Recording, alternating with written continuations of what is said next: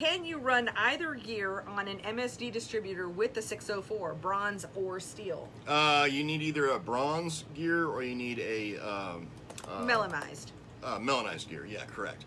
You cannot run the cast gear. So no cast gear on a 604. Bronze or melanized, either one work just fine. That being said, I've seen a rash of guys that have been messing up and trying to run bronze gears on their 602s.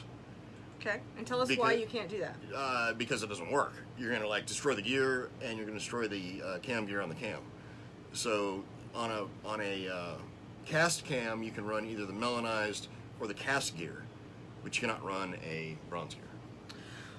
Well, I mean, does that at all line up with the fact that we use different fuel pump rods for the two as well? Well, yeah, same scenario there. I mean, you want to use a bronze tip rod. If you're running a mechanical fuel pump, you want to use a bronze tip fuel pump rod on a 604, and you want to use a steel tip rod on a 602. Mm-hmm. Interesting. And I didn't know about the cast thing, that was why. I just knew there was a difference in the materials between those